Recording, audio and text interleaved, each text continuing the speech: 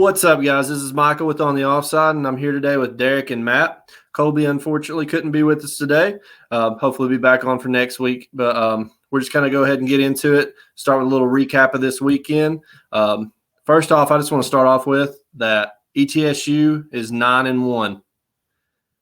What a win! At first, I was a little concerned. I didn't really get to watch the game, but I was keeping up with the score throughout. I believe I've got it down here. In the first half, I believe ETSU was down. I'm pretty sure they outscored WC was 21-0 in the second half, though. Ended up being a final score of 56-35. It's just good to see them 9-1, just having a great season. Some of the games they haven't got it done pretty, but they've done what they need to do. I just think, like I said, this is the first year you get to see ETSU football have success since they started back with their football program. So it's just really good to see. Did you guys get to watch the game, or did you just did what I do and check the score? Yeah, just kind of checked into it, and I think you kind of covered everything pretty well. But they're ranked number 10 in the FCS, so good for them. I'm excited, and go Bucks. Yeah, I didn't watch the game, but I probably will start watching soon once they start getting some serious talks about being in the college football playoffs, just like Cincy. They've got pretty much the same strength of schedule, so, Not to take away, though, from Go Bucks. No, not to take away at all. It is great what the Bucks have done this year. Huge year for the program just in general, especially winning these SoCon games. You look back and they dropped the one to was it Chattanooga? Yeah, I think it was definitely a winnable game. So, they could be 10-0 right now, but nonetheless, to go out and win these games, especially against the SoCon teams, really good, really strong. Yeah, so I just want to kind of start with that. Just let we got cut short last time, didn't really get to mention them, and I think we might have forgot the week before. So I just want to make sure everybody gets up to date on the local team there for us. So glad to see TSU doing good. Moving right on, golly, can I pass? You're going to pass? We're going to go into Tennessee and Georgia. I knew it wasn't going to be a win for Tennessee. I would have loved to have seen a lot more fight. In the beginning, first quarter, Tennessee offense doing what they've been doing, just driving down the field, and they went up 7-0 first drive. Defense kind of get though. It's kind of been the story of it, for them this year. And then I thought when they went up 10-7, I was really hoping for a touchdown there, because just any chance you got to get points against that Georgia defense, you want to take advantage of that. And when the interception, in the second quarter, that was a big turning point for me. I actually think I don't know if I text you guys or I intended on texting you guys, but I really thought right there, I was like, that's a big game-changing moment for them. And I was hoping it wouldn't happen, but I feel like Georgia kind of took off after that. Again, just a better team. Georgia's unreal this year, so there's not much more I can really say about that. Tennessee at this point in the season, 5-5. We got two very winnable games. Very easy games for us. It should be, anyways. So if you're Tennessee, you just gotta put this one behind you. Went out on the year, and you can still go 7-5 on the season. Focus on a bowl game. So I'd say, just as a Tennessee fan, we just throw this one behind us and keep on going. So.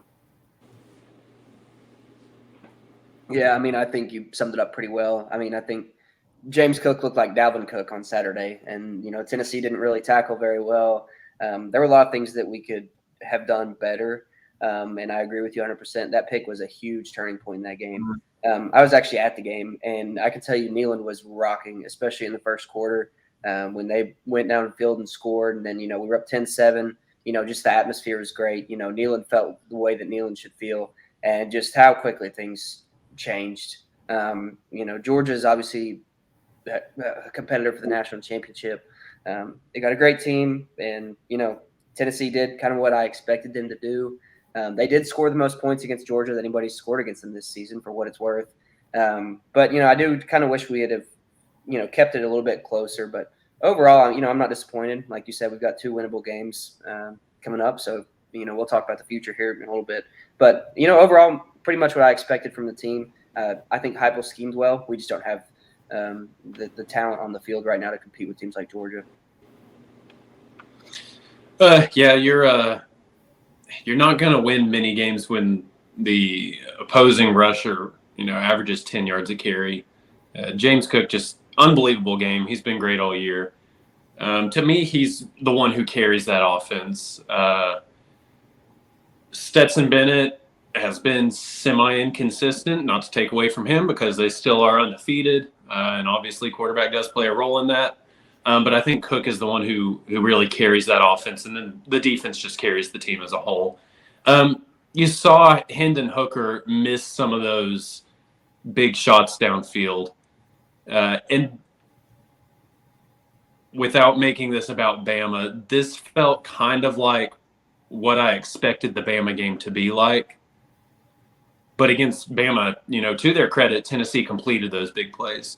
He was hitting the shots against Bama, and you didn't have those versus Georgia. You saw the replay of a wide open guy just getting overthrown by 2 feet. So a tough game for Tennessee. Georgia handles business. They're dominant. They spread the ball out. I think they had like 9 different pass catchers. They just got weapons both sides of the ball. If someone wants to beat Georgia, you've got to play defense against them. The points you score against Georgia are hard enough to come by. You cannot give them some free points. But, like you said, a game Tennessee wasn't supposed to win. It kept it close for a quarter, then Georgia kind of pulled away. So it is what it is. You move forward and you look to bounce back, not let that keep you from having a good finish to the season. Yeah, absolutely. Derek, one thing you said, Neyland feeling like it's supposed to. I was, at the South Carolina game when they were going off in that game, and it's just good to see some hot back in there. And even though didn't turn out nearly what we wanted to, but it's nice to see a little competitiveness back with them, and I think it's a good sign, moving forward and everything. So. Jumping into the next game, we'll keep this quick because Bama played New Mexico State, did what they're supposed to. I'll be honest, I didn't really pay much attention to that. Saw the score, did what they were supposed to. Nothing else you expect out of that? Yeah, no, it was Bama playing New Mexico State. So that's really all that needs to be said. I would be very worried if this game had been an under 35-point game. It wasn't. Bryce Young, padded his stats, kind of made a good little run there for some more Heisman stats. Added, I think, 5 touchdowns total. So that doesn't hurt anything. A couple key injuries for Bama though, and you hate to see that in those types of games. You want your starters to play. They need to play starting out in those games, but they had Roydell Williams go down. So that was their essentially like their second/third string running back, which means they now have Brian Robinson, who's always been their first string, and then after that they're towards like more their 4th or 5th string. And I think I saw earlier this week Saban said they're kind of prepping some guys in that emergency running back role, which is not a place you really want to be. But you got to be ready for it. Injuries happen. Good teams got to find a way to move on. So that to me was the most impactful part of the game. They had an injury to Roydell Williams, and they had JoJo Earl get injured as well. So stuff you don't want to see happen. To be fair, I think Bama's 4th running back is probably a starting running back at most programs. It's just like, oh, is this guy a 5-star running back that's only a true freshman instead of a sophomore or a junior? I mean, that's what Alabama is, and that's what they do. They're the program that's built for that next man up, especially at running back, because so many other facets of the game just always work for them. I really have no comment. I mean, I know Matt was shaking in his boots when New Mexico State went up 3-0. So, that was the only thing I was going to say. Yeah. We'll kind of move on then from that one. Like you said it right, Matt. If we had something to really talk about in this game, that'd be concerned. So, not much more to say about it. Getting on into it, really not much more to recap on college football, but I do want to mention Ole Miss beating A&M. Another game I didn't really get to see much of, but like I said, kind of an impactful game in the SEC, you know. So two big SEC opponents going at each other there. So and Ole Miss came out on top on that one. So anybody, you're all surprised on that, or I mean, I had A&M. I kind of honestly think I had A&M winning, but I can't remember. I might have said I can't remember who I had winning. But either way, I mean, I don't think it really shocks me. You know, I think Ole Miss at home is a different beast rather than having to play at A&M. You know, Corral played well, and I'd give the edge to Corral over Calzada every single week of the season. So, you know, good quarterback play. I was kind of shocked by how many rushing yards Ole Miss had. They had 257 rushing yards. I feel like that's not really, you know, a normal thing Texas A&M gives up. So, you know, credit to Ole Miss. You know, it's a good win. Really won't mean much in terms of the SEC West. I don't think anybody expected it to, but good win for Ole Miss, and Lane Kiffin's got them moving again down there. So, yeah, I actually thought Ole Miss would win this one, but it was a game you could see going either way. I felt like these were two very evenly matched teams, probably two of the more comparable teams in the SEC as a conference. I think home field advantage was big, like Derek said. Keep just looking back and shaking my head at A&M. You know, it's so frustrating. Ole Miss defense seemed to actually really step it up, which has been their big weak spot this year. But it does kind of make things interesting in the SEC West, because now if Bama drops either of these, or if Bama drops both last two games, Ole Miss would win the West. If Bama wins this week versus Arkansas, they seal the West, regardless of the Auburn game, which will be nice. But at the same time, I think you lose Auburn, you're probably not going to the playoffs, rightfully so. But, you know, like I said, two very even teams here. This is just fun football to watch for me. Conference matchup, even match teams, an explosive offense, you know, and a team coached by one of the bigger names in college football, a couple of the bigger names in college football, actually. It's just a fun game to watch. Yeah, for sure. I think, you know, you kind of summed it up there with that. And looking back on it, I guess I just didn't expect Ole Miss's defense to step up like they did against them. But and in Bama, I mean, it's very unlikely. I feel like that they lose the next two games, but it's also not out an impossible scenario. So, you know, and in for bowl games as well. So Ole Miss playing for a better bowl game too. So yeah, and I was going to say this: if you're Alabama, you're happy that A&M lost, because I mean, if Alabama only lost one of those games, I mean, it was good for Alabama. I mean, because now they got to drop both of them to not win the West. I think the main thing is what Michael said. It's, you know, Ole Miss will be probably the top SEC team taken now. I mean, outside of assuming Alabama and Georgia both go to the playoff, they'll be the first team from the SEC probably to get a bowl bid. So they'll probably be playing in a pretty major bowl. Yeah, I think it did take some pressure off Bama as far as the next two games, because like Derek said, before if A&M wins this, it's a must win, because you don't really have any room for error if you want to win the West. You slip up and A&M doesn't, and they take your spot because they have the tiebreaker. Now with Ole Miss, you have the tiebreaker. You don't want to drop one of the last two games, but you do have that cushion there. Yeah, I think it kind of sums it up for this weekend as far as college football went. Outside of that, not a lot of big surprises on the college football side of things. However, moving into the NFL, did definitely have some surprises. But we'll go ahead and start with the Titans, you know, taking out the Saints. The Titans just the better, you know, team that everyone just really wanted to win and expected to win, you know. No, I did watch parts of that. I didn't get to watch everything as much as I wanted. I was traveling a lot on Sunday, so was definitely keeping an eye on it though, Matt. And you know, close game, 2-point game. The Titans just find a way to win close games. I mean, it's like they just grind it out and win a game. I mean, I will give that for the Titans. That team has a lot of grit, and they're 8-2.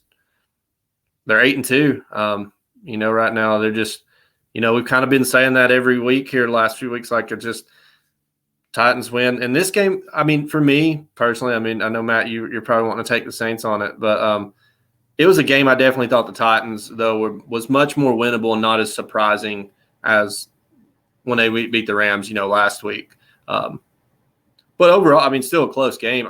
And to say for the Saints, just to kind of give you like some insight on the what is it? The 4th-string quarterback is who's playing right now, and he put up some good numbers from what I've seen.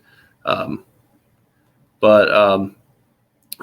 win. As for a Titans fan, as us continuing to win without Derrick Henry is, I think it's something to prove too. I really do. I think there's a chip on the Titans' shoulder right now. There's a lot of people that's been like, well, this team ain't going to win. This season's over. And then all of a sudden they've won a couple games here in a row. And it's like, well, this team's done playoffs. I've seen a lot of things there. So it's for us as Titans fans, it's just it's nice to see us at 8-2. It greatly increases their odds of, making playoffs. I mean, like I said, it was already high odds of making the playoffs, and it's another step in that direction. Saints, I think you got to just keep on, you got to like find your playmakers, and Kamara's going to have to really just step up for you. The defense needs to make the plays it needs to make to, obviously they got to play good for the Saints. It's going to kind of be your bread and butter moving forward, but good game. I mean, close game. So we like to see. So, Derek, Matt, whichever one you want to take that. Yeah, I'll go. I think you captured everything pretty well. The Titans are just playing winning football right now. They've won 6 straight, and even without Derrick Henry, they're finding ways to win games. I think we've seen their defense get a tremendous amount better. Kind of an ugly game, honestly, from the bits and pieces that I saw. I didn't purely watch it. I was watching Red Zone. But for me, it's, both teams don't have their starting running backs. Kamara was out, and I think that was a big difference maker. But the big thing for me is Marcus Johnson kind of came out as a big threat for Tennessee. He had 5 catches for 100 yards.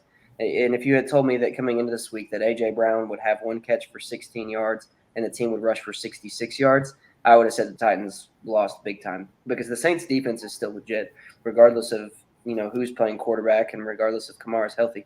I mean, the reason that they're still sitting at 5-4 in the playoffs is because they have a very good defense. So it's kind of just an ugly, slugfest of a game. But hats off to the Titans. Like I said, they're finding ways to win games. And at the end of the day, that's all you can ask for in the NFL. Yeah, at this point as a Saints fan, you're just kind of like, man, when's it going to end? It really does just – it kind of sucks. You don't have Winston. This whole season, all Saints fans wanted to do was see, can Winston be the guy? Now we're not going to know. I mean, we got a little taste of it, and I think they can build around him if they choose to, and I personally hope they do just because of their salary cap issues. But, now Winston's gone. Michael Thomas out for a year. Kamara gone this week. This wasn't a game the Saints had any business winning, and yet, just like last week, so close. They're 2 plays away from being 7-2. And credit to the Titans. They're without arguably the best player in the NFL, period. And they win. It's what they do. It may not be pretty. It doesn't have to be. It's a win. Trevor Siemian, I'm really happy with him right now. And I know he's not playing amazing football, but I look at him and I see 0 interceptions so far, I think. Yeah, I don't think he had any last game either. He's taking care of the ball. His efficiency isn't anything to write home about, but as a 4th-string quarterback, he's really not doing a bad job. He's not going to take you to the Super Bowl. Okay, Saints fans, I'm here to tell you, the Super Bowl for this year, it's off. I don't think it was ever on to begin with, but it's off now for sure. But I do like seeing him not make the stupidest decisions. He's doing what he's got to do. He's taking care of the ball. He doesn't have playmakers around him right now. Who's he supposed to throw to on that offense? Marquez Callaway is your best receiver right now. it just kind of it sucks for a spot for him to be in. So you hate that for him, especially with Kamara gone this week. They gave it a good shot. They were within reach of winning this, but it just wasn't in the stars. And that's okay. Saints fans just gotta maybe take an L on this year. At this point, I'm really hoping they draft some talent. I think Derek and I may have talked about this earlier. Michael Thomas is a great receiver. It's seeming he has a lot of baggage with him right now. The injury only adds to that. So look for the Saints to draft in the first round another offensive playmaker. I'd really like to see them add a big, powerful tight end. So we'll see if that happens or not. But I think you sum it up. And playing in an ugly football game is the Titans are not the team that you want to be in an ugly football game with right now. That's what winning ugly football games is starting to become their specialty, I believe. Yeah. And you're right with like, you know, and as a Tennessee fan, I like Callaway. I think he's a good receiver, but you maybe I think he's a guy you want in your receiving core, but not your number one. Yeah. Not a receiver number one, more of like your third guy, kind of, that you still want out there in the receiving core, but you need that star receiver for sure. Kind of moving on into the next game. Went exactly like we all expected it to. Panthers beat down the Cardinals.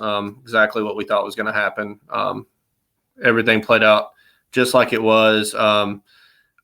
The only thing that I can say that played out like it's supposed to, Panthers do have a good defense, so I expected a good defense. Christian McCaffrey, very balanced in receiving yards and rushing yards. That's the type of game you want out of him. He's back on that. That's what you need out of him as a Panthers fan from here on out. Him playing Christian McCaffrey football. Cam Newton with the weirdest stats I've ever seen in my entire life and scored like 3 touchdowns. But for maybe the least amount of yards I've ever seen someone score 3 touchdowns. Granted, I'm pretty sure, Derek, that I did read something. He's going to be the QB1 in practice for this week. So I know they were trying to get him back in there a little bit. You just instead of throwing him straight back out to it. But I mean, and I don't know, I didn't really watch the game, but I don't think was it Kyler Murray and them didn't play, right? Mm-hmm. Okay. Right. Obviously yeah. So that affects a lot. I think that does really affect a lot of the outcome as well. But I mean, not to the extent I feel like that it did. The game was never close. So good win for the Panthers though. Regardless if he's out, that's still an 8-1 Cardinals team that went in and got a victory with. You got some things rolling that you want to see on your offense. And regardless of what people think on Cam Newton, the dude brought energy back. So see how it goes going forward. Yeah, I've only got 2 words to say. Let me see. He's back. He's back. Sir Cameron Newton is back. You're saying more than 2 words. Super Cam is back. Carolina Cam is back in the building. All right. Cam Newton, my guy, my quarterback. Are your 2 words done yet? Are your 2 words done? He's back. I'm getting big Sam Ellinger vibes when he looked at the camera and said, "Hey, Longhorn Nation, we're back." And since they've been like historically bad. But anyway, all right. So I'm not gonna just take away from the Panthers moment here. They played a great game, got a great win. Thing that stood out to me, kind of like Michael said, was the defense. I think Arizona had like 170 yards on offense total. That's good with or without Kyler Murray. I'd like to see him out there, kind of see this be a more competitive game. But, that's no shame to the Panthers. You can't help that the, opponent's quarterback isn't playing. So they did well. Cam in his return, like Michael said, weird stat line there. We'll see if he's back. Jury is still in session. It was good to see him on the field, at least as a football fan. He's one of those personalities you want to see out there. Whether he does well or not, Cam Newton's good for football. At least now that he's out of Auburn, he's good for football. He wasn't good for college football when he was, 6'5", 275 pounds just mowing over people.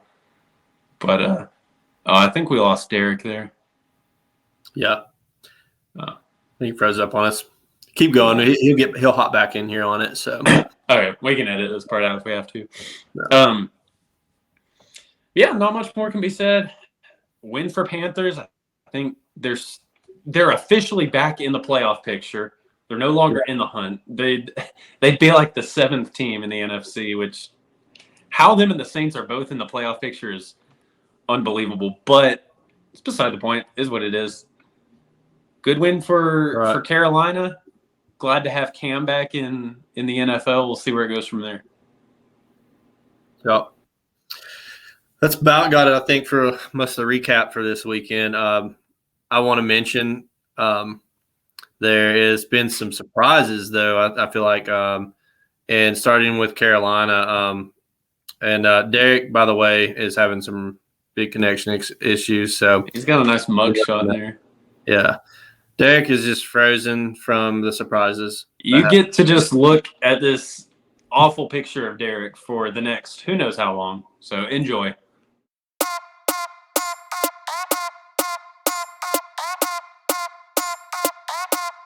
His connection's about as consistent as Sam Darnold's passing.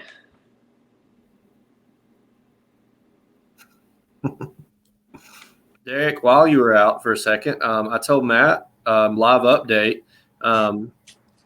Monday Night Football, of course, going on right now. In the first quarter, 49ers 14, Rams 0 at the moment. So, probably as we all expected, right? Yes.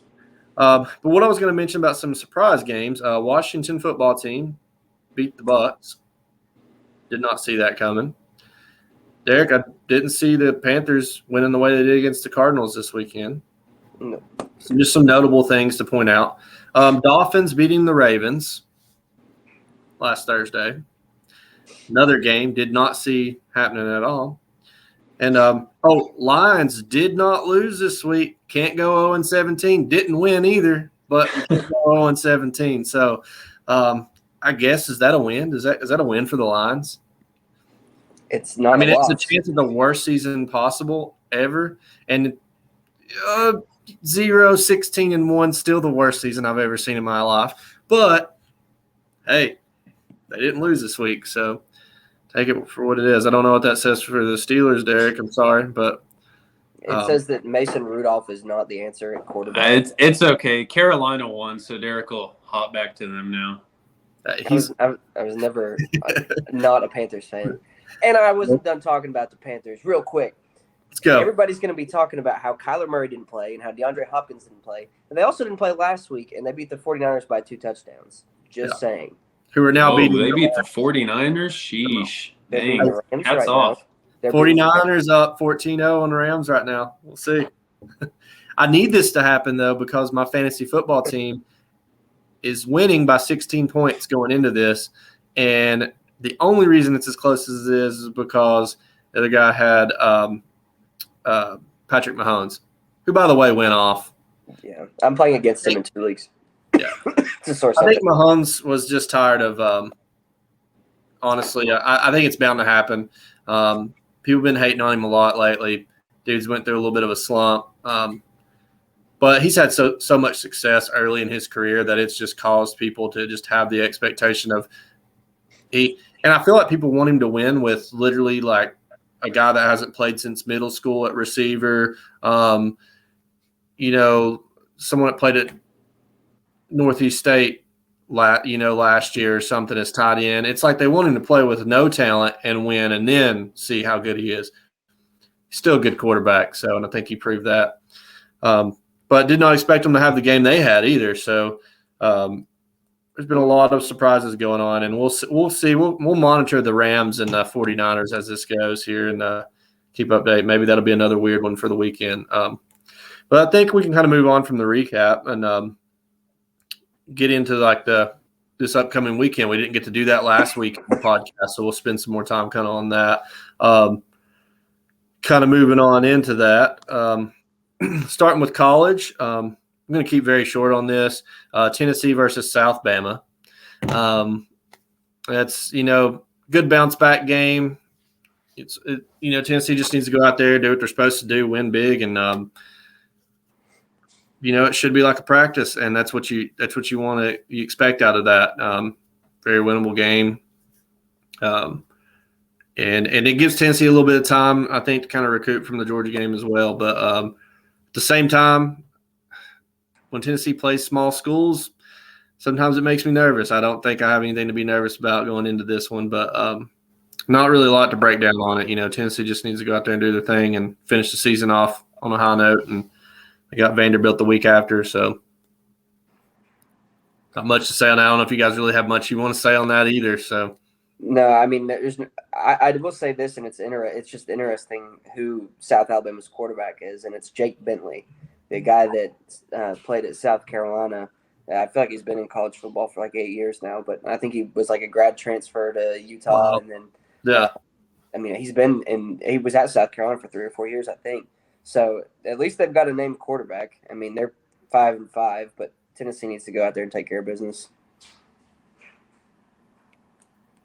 Yeah, pretty much nothing to add. Winnable game for Tennessee. Well, not just a winnable game. Tennessee better win this game. Pretty much what it is. Yeah. So moving on to a more interesting game. I hope there's nothing to talk about on this game next week. But moving on to a more interesting game, we got Bama and Arkansas. And I really think Bama's going to take care of business. I think Bama's been playing some good football. It's obviously a game you can't take lightly. Bama's got, Arkansas struggled, really looked good in the first part of the season, but they kind of wonder if was it for real. They've been in some close games though. Ole Miss, they lost by a point, so they definitely can kind of sneak up on you there. But I think Bama's still going to win by a couple touchdowns. Honestly, maybe more. I'm going to say 17 points. Just for that there, I'm going to say 17 points. But Bama can't look past this one. I mean, they definitely got to finish the season strong. You got that, you want the SEC championship and wanting a playoff bid. So you got to one game at a time. So Bama plays Bama football. I think they win this game. Yeah, and I'm going to say this. Bama's going to win this game big, and I think they're going to win it bigger than everybody thinks they're going to win it. If you look at Arkansas, since that Georgia game, I feel like they have not been the same team at all. Lost to Georgia 37-0. Since then, they lost to Ole Miss, granted by a point. Lost to Auburn. They destroyed Arkansas Pine Bluff. Congratulations. They only beat Mississippi State by 3. They only beat LSU by 3. The spread on this game is 20.5, and I'm going to go ahead and say pretty confidently Bama wins this game by at least 24. It wouldn't shock me to see them win it by 4 touchdowns.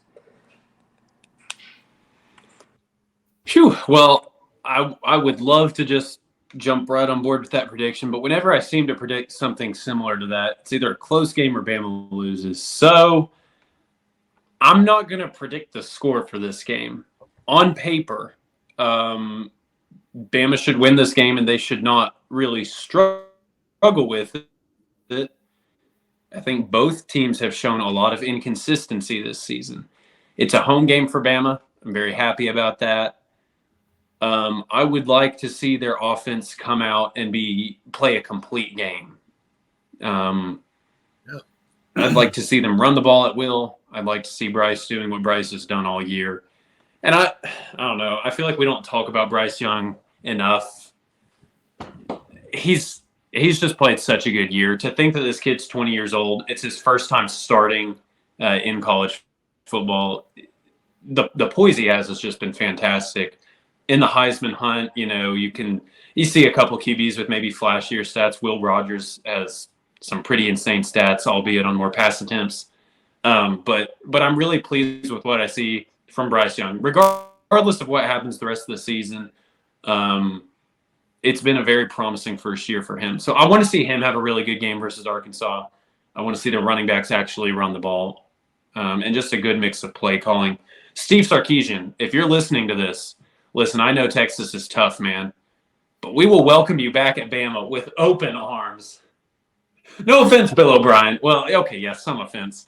But Sark, come home. Come back to the evil empire. it's time. We miss you. But yeah, carry on. Something that I wanted to say out there, Matt, that just to kind of restate that you said we really don't talk about Bryce Young enough, honestly, and kids playing unreal. So I think Colby honestly is mentioned the most this year, and I think it's because he plays so good. It's an expectation at this point, and it's easy to overlook. But yeah, he's definitely a Heisman. We talk about how Bama constantly has like that next man up mentality, where it's like you have guys that go through the program, and then by the time they're a junior or a senior, they just fit right in. It's hard to remember that, last year he sat behind Mac Jones, then that was it.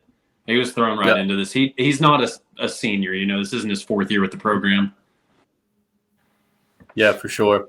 But yeah, like I said, he's a Heisman front runner. I believe, and if Bama finishes strong at the end of the year, I think there's a good chance he wins that. So, one game we're going to kind of keep it quick. I feel like I want to make a prediction more so on it than anything. But Michigan State's playing Ohio State. Big Ten matchup. Gonna have to mention it because it's got playoff contention. There's some playoff things that could really be affected by this game. Hate to do it because literally I never want to pick Ohio State winning if it was up to me. But I think Ohio State by 2 touchdowns, to be honest. And that's my prediction. That's my take on it. Ohio State's playing good football. They do this all at the end of the year, and I predict that they make playoffs and lose in playoffs. I'll make that prediction now too. But I think Ohio State beats Michigan State. Yeah, it's funny. It's funny that you say that because I was literally sitting here thinking, I was like, I was looking at the spread. It's actually a 19-point spread, which kind of shocks me. I don't think that's a common thing for a number 4 versus number 17 for it to be that wide of a margin. But I was actually going to say 45-31. Like I was literally going to say 2 touchdowns. So I guess you and I are pretty much in the same boat there. But yeah, and just to piggyback off the Bryce Young thing, I was looking at the Heisman odds. C.J. Stroud's second, but so credit to him. But Bryce Young is favored by like 150 points on the Heisman. And I think what you guys said, it's like, yeah, it's just boring talking about the people that have been successful week in and week out, and that's what he's done. But anyways, back to this game. Ohio State 45, Michigan State 31. This is a weird one. I really want, with everything in me, to pick Michigan State to win this, obviously. But Ohio State just feels like one of those teams that is clicking right towards the end of their season, with the exception of that close game a couple weeks ago. But they wore out Purdue. Purdue made a late surge there. Same Purdue team that beat Michigan State. And then they should have one more common opponent. I'm forgetting who it was. It was Indiana, I think. Ohio State wore them out. Michigan, I think it was a 5-point game. So Ohio State should win this game, but they've got looking at their end of schedule, Purdue, Michigan State, Michigan. I wanted to pick one of those games for them to lose, and the one I picked was Michigan State. But Ohio State looked so good versus Purdue, and so it's really tough to pick that. If I'm making an official prediction, I'm gonna say Ohio State wins 31-28. I'm gonna keep it a really close game. I think Michigan State has a decent quarterback who can put up some points on you. So. I didn't really give a score, so I said I said 14. Derek, what was your score? I know we were close. I said 40. Yeah, I'll go 42-28. I'll say on that. I'm gonna keep it at 14 though. I still think 2 touchdowns. Kind of moving on into the NFL. I'll start with the Titans play the Texans. It still always makes me. It's NFL because you could lose any given day, and it always makes me nervous when you're a divisional opponent. Obviously, I'm picking the Titans to win this game. They should win this game. The Texans have not been good at all. So even without Derrick Henry, without Julio Jones, Titans should be with what they've done lately, especially. But so I'm going to pick the Titans. It just makes me nervous. I do think Houston's going to kind of give them a little bit more of a fit than they want. It kind of happens a lot of times. It's either going to be that or the Titans are going to just absolutely kill them. But one of those games, I could see it being an ugly game and Titans squeaking by on it. But it's kind of my prediction with it. I think the key for the Titans, though, is just defense continuing to get better like they have been, and Tannehill just throw the ball around and still get some rushing yards in there for a little bit of a balanced attack. But I still think you're the better team. So if you execute the game like you should, I think the Titans easily win. But I don't know, it's a divisional game late in the year. I could see it being kind of an ugly game, but I'm still taking Titans on it.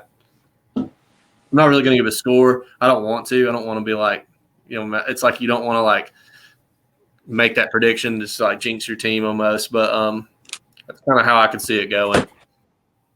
I honestly thought about taking the Texans as my upset of the week, just because it like you said, it's one of those divisional games late in the season. You battle in injuries, you scrap through a lot of games. It's like that's one of those games that you could slip through, but I don't trust the Texans. I do think Tyrod Taylor's a good quarterback, and him being back helps the Texans. I mean, I think they're going to show up and be a team that doesn't look like a 1-8 team. I think Brandon Cooks is an incredible wide receiver still, and they've got good pieces. I mean, Phillip Lindsay's a good running back. They've got David Johnson. But yeah, Tennessee should win this game. I don't know if they'll cover a 10.5 spread, but they should take care of business, especially at home. Nothing to add. I'm not going to pick the Texans to win this. By all means, the Titans should win this game, better win this game. Especially, we talked about Titans adjusting without Henry, and they have one of the easier roads to the playoffs. So you really want to see them just secure games like this. You can have slip-ups throughout into the season, especially. So this is a good win to just check off the box there. Yeah, exactly. I mean, they've made it through the toughest part of their schedule, so it's time to take care of business on this back half, of the schedule there for them. So I think we all agree there. Saints versus Eagles. Eagles are one of those teams that have some playmakers. Hurts and Smith. Matt, I know you probably want to just like this team because it's got some Bama boys out there that are playmakers. I mean, Smith's going to be a legit receiver, and I think he's still continuing to prove doubters, just like he did in college. He's a small receiver who's still making big plays, even on the NFL level, and he's great route running. But he had an insane catch there where he went up for the ball. I think it was on. Was it Certain? Surtain. Uh-huh. Yeah. So he went up over him, caught the ball up high, like where you want a receiver to go for it, and he's just proven that he's just a good receiver. But I think the Saints are going to bounce back from the Titans win. I think Trevor Siemian's going to still play good. Eagles defense aren't so great most of the time, and Eagles are very inconsistent. And I think that defense is going to get to Jalen Hurts in this game, and they're going to cause some disruption there. And I think the Saints take this. I think it's a close game. I think it's another hard-fought game there, but I'm going to take the Saints over the Eagles in this one. Yeah, and I'm going to say a lot of the same things, but I think the Saints do enough to win this game. Hopefully, Alvin Kamara will be back. So that way they can, add that piece back to that offense. But I think the main thing is the Saints are one of those defenses that can contain Jalen Hurts. And, I think that's going to be ultimately what pushes them over the top to win this game. So this is weird for me, but I actually think the Eagles win this game. I don't really know my reasoning. The Saints have a better record than the Eagles. Big air quotes there.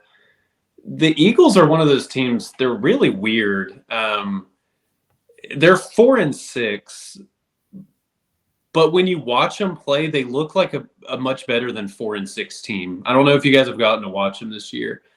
And like you said, Michael, Devontae Smith and Jalen Hurts are easily two of the easiest guys for me to cheer for in the NFL.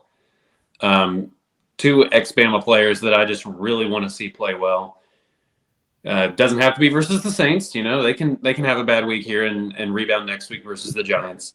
But I just think the Eagles win this one. Saints are just in a bad spot right now. They're hurting. It's a game they could win. Trevor takes care of the ball. Defense, I think if they win the game, the defense has to win it for them. Make Hurts uncomfortable, and when he gets outside the pocket, contain him. Don't let him scamper. Make him uncomfortable, flush him out, and then contain him. Maybe put a QB spy on him as like Demario Davis at middle linebacker, something like that. But defense has to win this game for the Saints. Trevor Siemian's he's not going to be that guy who's going to throw you 450 yards, 5 touchdowns. He's gonna do what he did last week. He's going to throw 2 touchdowns, 250 yards, and you just hope he doesn't have an interception in there. So yeah, that's pretty much what the game is in my book. I like the reverse psychology, Matt. Predict against them. Predict against them. They show up. Yeah. No, but that's good. See a little mix of picks going there. Going into the Panthers versus Washington football team. I'm going to be honest, Dick. I think the Panthers keep rolling after this past weekend. It's Washington football team. They're very inconsistent on offense. Taylor Heinicke, he's like the young Fitzmagic, but Fitzmagic's better, and you don't know how he's going to play. He may have a great game, he may not. But Chase Young's out. That's a big hit on their defense and the pressure they get on quarterbacks. I think Cam Newton is going to be able to really play this game and open up a little bit on that. And I'm kind of expecting a big game from him. I don't know why. I just think he's going to keep that same energy he had last week, I think he's just really going to have a good game. He's going to have his ups and downs this year, but I think this game he goes off. I think McCaffrey's getting it rolling again. And I got the Panthers winning this game. Not like a blowout or anything, but I'd say they can get by 10. I think Panthers are gonna take this game. Yeah, we should. You already mentioned the injury to Chase Young. I think there's just a brand new energy in Carolina, and I wonder why. He's back. He's back. I had to switch my laptop to my phone, but he's back. Sir Cameron Newton is back. 2015 NFL League MVP. Anyways, he is back. Other stories for me to look at and be entertained by this game. Heinicke used to be a starting quarterback for Carolina. He's coming back. Ron Rivera obviously was our coach. He's coming back, to visit. So there's going to be some emotions in the building, of course. But, overall, I'm just super excited to see this team play. It wouldn't shock me to see P.J. Walker still getting some snaps this week. I don't know if it's 100% going to be a Cam Newton show or not. I do think he'll get a majority of the snaps, but I just hope that we don't run Christian McCaffrey into the ground because he literally is getting like 25, 30 touches a game. And he went to the blue tent again this weekend. He came back and played, but I hope we don't get him hurt, but this should be a very winnable game for us. And the only thing that scares me, honestly, is Antonio Gibson starting to get it back going for Washington on their running game. And I think he's a very talented running back. So hopefully we can contain him. Okay. Yeah, Derek said it. There's an energy in Carolina that I haven't seen since they traded for Sam Darnold, back during the offseason. So oh goodness. No. Panthers in my mind are a better team than Washington. I kind of want to take Washington to win the game, but I don't want to just be a hater. I don't know. If I'm Washington, I'm just trying to get the ball to Antonio Gibson and Terry McLaurin, 2 biggest playmakers on the team. And on the flip side, if I'm Carolina, you don't want to run CMC into the ground, but you have to get the ball into his hands. Running, passing, spread them out. I'm trying to think, honestly, who to take. What's the spread? Is it 3 points? 3-point spread. I'll just go with Washington. Yeah. Go. I'll be a hater. Let's going to be a hater. Yeah. I'm going to make a prediction. Panthers defense gets 2 picks. Probably so. And let me say one more thing. Just talking about the Cam Newton effect. The cheapest ticket that you can buy for the game this weekend, according to whatever this is, Vivid Seats. I was just looking through ESPN. $150. The cheapest ticket. And that Heineke sure is something to watch, isn't he?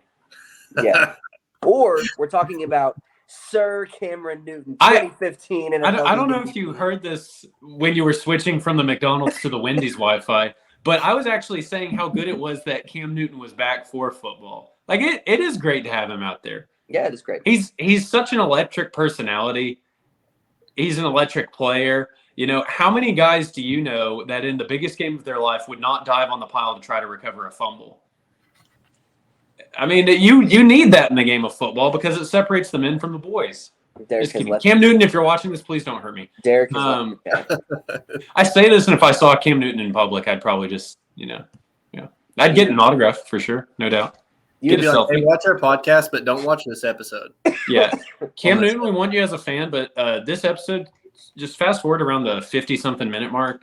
It just wasn't a good one. Yeah. Cam Newton will forever be my quarterback. Well, it's a funny story. I actually found this on Facebook. When Cam Newton was at Auburn, I was making posts on my Facebook calling him Carolina Cam during that season because I knew we were going to be bad, and I wanted Cam Newton. That's a fact. I will find it if people want me to find it because it's out. We won't. I'm sorry. Are we using like Cam Newton as an interchangeable name for Tom Brady or something? No, I'm forgetting the quarterback we're talking about here. NFL League MVP, Sir Cameron Newton. All right, listen. If he goes off, which he may, if he goes off, then you can start talking. But he took what? Like, I think. How many snaps did he take last game? I'm gonna do the rest of 4 like this. Most efficient 4 snaps. Yeah, 4 snaps. So let's give it some time here. Let's hold our horses. Remember, Sam Darnold was looking like dynamite early this season, but he did. And the only thing about dynamite, the fuse runs out and it blows up. So the one thing is you have Sam Darnold. The other one you have NFL 2015 League MVP, Sir Cameron Newton. He's back. Matt. He's back. He is back. Okay, buddy. Here's a hot take. You want to hear this? You're looking at him go out of my way, go get my jersey. I'd much rather have Jameis than Cam Newton. There's your hot take. I think a lot of people would agree with that. I don't really necessarily disagree with it, but I'm riding this. I'm riding this. Now, wave. Trevor Siemian. I'm riding this no on that one. I'm riding this wave. He's back. I think we can all agree it is. I need to screenshot this for later. What, this? Yeah. Screenshot it.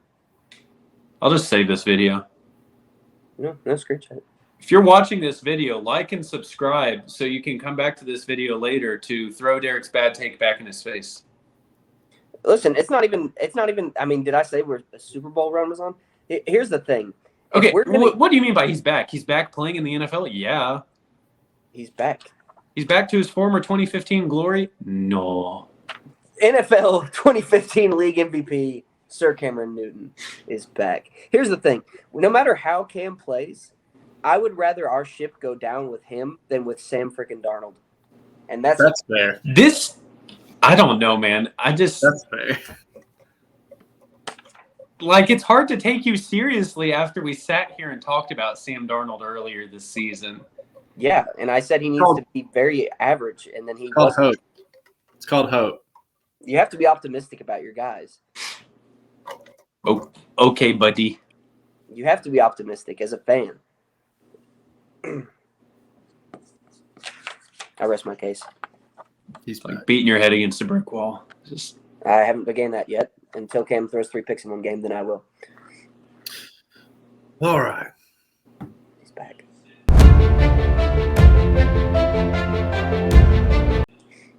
Oh, there's 10 minutes of useless content.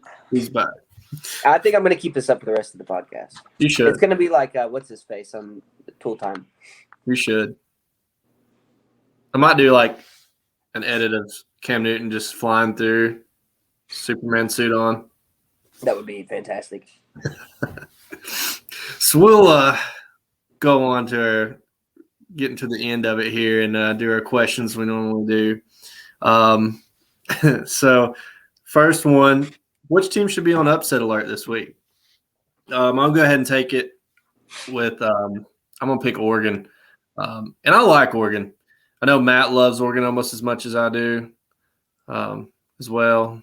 Cap. No, I really do like Oregon, but I've been picking them. I think this is like the second time I picked them on upset alert. I'm going to have to again. I think Utah. I mean,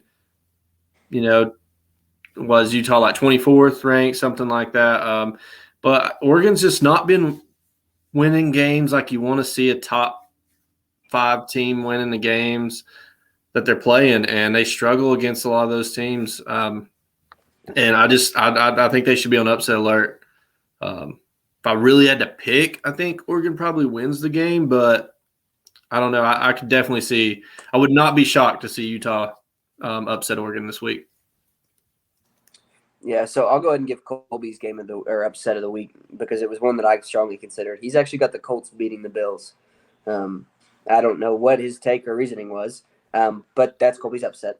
Mine, I'm going to go with Auburn losing to South Carolina. I just feel like Auburn going on the road. South Carolina really isn't good.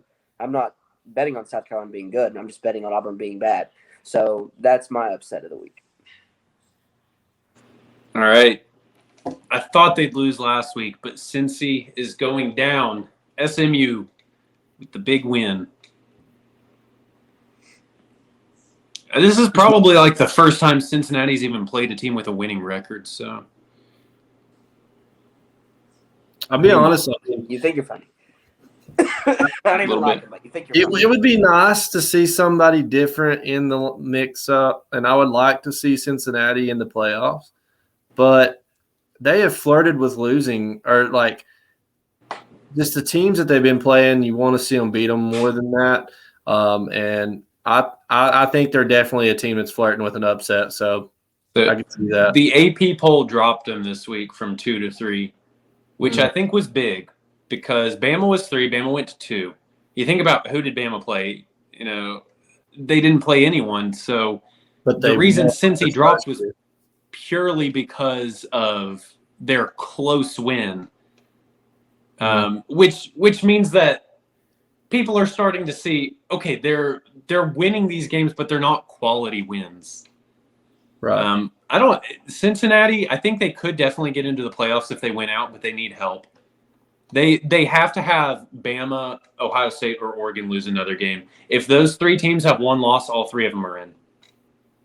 Yeah, I think if Bama beats Georgia in the SEC championship by a close game, Georgia, Bama, and say Ohio State and Oregon win out, those are the 4 teams that are in, and rightfully so. I know that there's going to be people that are going to get very mad about it, and they're going to be upset because even if Cincinnati wins out, but if Cincinnati continues to play the way they do and are barely winning these games, I don't think they need to get in over those teams that are winning these big games, because it's going to be one of those things like, yeah, we put Cincinnati in, and then if they continue to play that way, they're going to get stomped in the playoffs.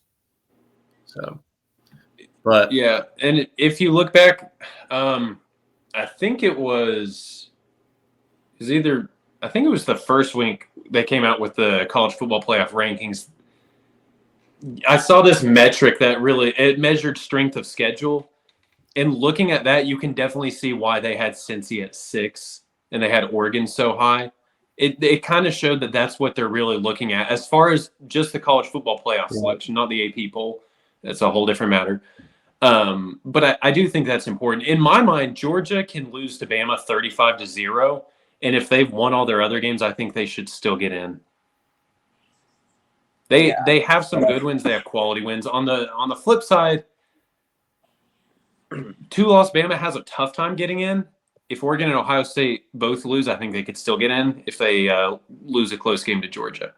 But Cincy definitely needs help. If you have 4 one-loss teams, and that's Georgia, Bama, Ohio State, and Oregon, and you could even say someone else instead. I mean, honestly, I'd say Oklahoma. If they beat Oklahoma State and are a one-loss Big 12 champ, I think all 4 of those teams get in over Cincy.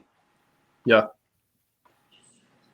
Yeah, I'm with you. I think, and what's going to make me mad is if Georgia beats Alabama in a close SEC championship game, and let's just say Oregon, Ohio State went out, and then they put Cincinnati in there as that 4th seed. Yeah. That's going to make me mad because Alabama's better than Cincinnati. It's gonna I'm gonna understand. It's gonna. I mean, a 2-loss team hasn't made it into the playoffs yet. If there's a year that it's going to happen, it's this year because you do have a lot of good 1-loss teams right now. Yeah. I mean, even Michigan and Michigan State, they're not on the same level as Ohio State and Bama as far as 1-loss teams, but they're still really good teams. Yeah. So if there's a year that a 2-loss team gets in, it's this year. But if Cincy gets the jump, even over a 2-loss Ohio State, I'm not going to agree with it, but I'll understand it. Yeah. It kind of comes down to a fair thing at that point. Yeah. Which now, if it's Bama, you're looking at I guess A&M. I haven't seen A&M's new ranking. They were 13 as of last week, so it was looking like a better loss for Bama. And then if your other loss was for Georgia, they're what? 16 in the AP poll. 16. Okay, so still top 20 team. Yeah, so. Let's see. They could have a really tough decision that's going to piss a lot of people off, whichever way they do it. So absolutely, it comes down to that every year, honestly. Yeah. So I mean, and even if you expand the playoffs, I think there's still going to be those teams that are going to cut. But I've always said if we had, the top 10 teams in there, you've got the best teams at that point. I mean, I don't know how that goes about like making a longer playoff, but I mean, to be fair, I think if you got the top 10 and it works out to where you can work that into playoff or however many teams you need to make that even, for to line up on the playoff brackets. But the only problem with like expanding the playoff, you're always going to have a team on the cusp that thinks they got nixed when they shouldn't have. If you expand it to 8 teams, you're going to have the 9 and 10 teams who think they have a better resume. If you expand it to 10, and I definitely agree. I saw an ESPN article saying about it going to 24 teams. Can we please not do that? All you're going to have is a top-ranked team and with an absolute beatdown of a lower-ranked team and possible injuries to star players. Let's not have that. Yeah, let's just say Georgia's playing number 24 team. That's 10-0 Georgia playing 7-3 Utah. Yeah, and I think Bama would have been. Is it San Diego? San Diego State. Yeah. No, I definitely disagree with that. I think you got to have that cutoff. I just, like I said, or even 8. I know that there, but I mean, at that point, I feel like you definitely. I feel like there's been years where top 5 teams, the top 5 could be arguably the best teams in the nation. But it gets to a point beyond that to where it phases out. So it's kind of like one of those things. You don't want the bracket to be too big, but maybe just a little bit to make sure that you have got the best teams in the nation 100% in that playoff. And if you're on that outer cusp at like 9 or 10, it's going to happen no matter what. But I feel like at that point, you're not the best team in the nation in any ways. I think we just need to change the playoff formatting entirely. You'll allow 4 teams. It's going to be Bama, the SEC champion if it's not Bama. And then we'll let a rotation of 2 other teams get in if they go undefeated. Or then if there's not 2 other teams that go undefeated, we'll just put in the 3rd SEC school. Fair. That's my idea. Make no mistake about it. Georgia, Alabama is practically for the national championship game in Atlanta. So, yeah, basically. I mean, I agree, but Ohio State is really slept on right now. Yeah, that's what I'm saying. And that's coming from someone who absolutely despises Ohio State. Yeah, they're a team that's probably able to beat Bama or Georgia, but isn't getting talked about like they could beat Bama or Georgia. Yeah, and I think they'll make the play, so they'll have their shot. Yeah, their shot will be there. Going into the last question here, what game of the week are we looking forward to? Mine, I'm just going to go right back into. It's going to be actually the same game as the upset alert, but I'm saying Oregon and Utah. Kind of looking at it this week. That's just a game. I think it's going to be an exciting game. It's a 7:30 game. I always like the Saturday night games too. So that's going to be mine. I'm going to say Utah and Oregon. All right. So Colby's game of the week, Cowboys Chiefs. No idea why, but I can probably speculate. Chiefs look like they kind of got back on track this weekend. And then the Cowboys literally beat Atlanta. That might be the biggest win in the NFL season in terms of like spread. I don't know if anybody else has beat anybody 44-3 or whatever it was. So that's Colby's game of the week. Mine is more just because of playoff implications. So is Steelers Chargers. Honestly, one of those teams, whoever wins this game might end up being one of the teams that gets in the playoff. I can see them both making it still, but this is just a big game for that. And hopefully Ben Roethlisberger will be back, so that way they don't have to deal with Mason Rudolph throwing 50 passes like they did against Detroit. Okay, well, I'm not going to pick the game that Derek thinks I'm going to pick because I've been criticized for picking as my game of the week what is the best game of the week. So I'm sorry that I misunderstood. I did not understand the assignment. The assignment is actually to pick a game that's not a good game, but yeah. So good games just because. Okay, I'm still picking a good game. It's a top 25 matchup, and it's Bama Arkansas. Bama wins. They seal the West. They face Georgia. It's a big deal. No. I talked about to the Panthers this weekend. I talked about them on this one. I talked about earlier how there's a possibility of a 2-loss team getting to the playoffs. What I'm trying to figure out in my mind is, can a 2-loss Bama who beats Georgia but loses to either Auburn or Arkansas get into the playoffs? If they lose to Georgia as well? If they beat Georgia, but they lose one of these last 2 games. Probably not without. Yeah, there's going to be some teams that lose. They definitely need some help. I think Cincinnati needs to lose, and I think Oregon or Ohio State has to lose. And I'm going to say you actually, at that point, want Ohio State to win out and beat all the other teams in the Big Ten because you got Michigan State and Michigan that are threatening with 1 loss. So you just want Ohio State to kind of go on a tear and Cincy to lose. And then there's a real shot. But let's hope it doesn't come to that. Bama, please take care of business with Arkansas. Matt, I'm going to take up for you on one thing here.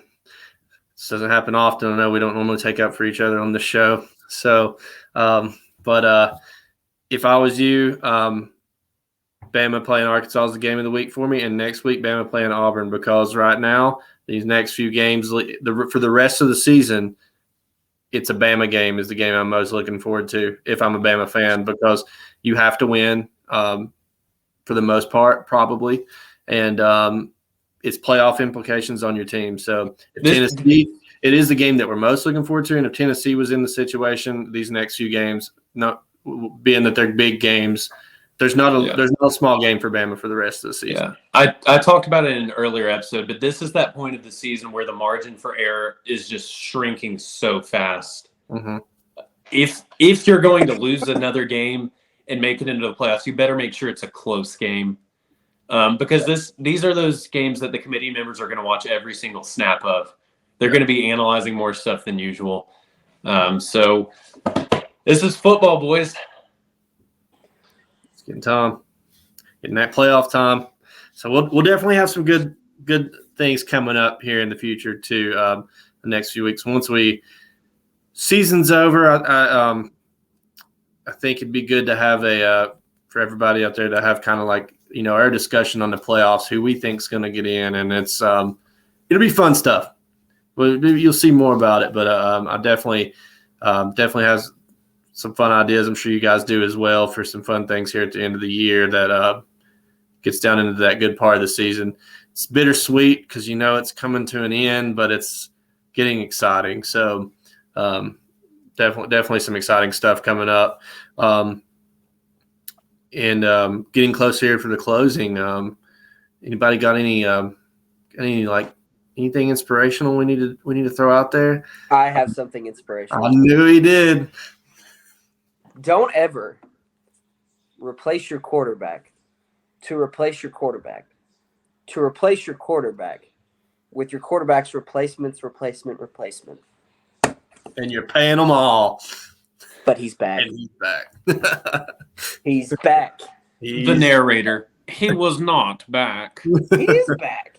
In a physical sense already. Hey, he had 2 touchdowns. That is an insane stat that you just mentioned that they're paying. It's weird. There's a lot of paying going on in Carolina to get Cam Newton to just be back. But a lot of draft picks that we've sent away too. Yeah. It makes sense that they took him back, though. It does. So, but yeah, for everybody watching, out there, appreciate it. Make sure you like and subscribe. Comment on the questions, comment on the terrible takes, comment on the great takes. We'll see. But yeah, for real. And as always, thank you guys. Appreciate it. Thank you guys, and I'll see y'all.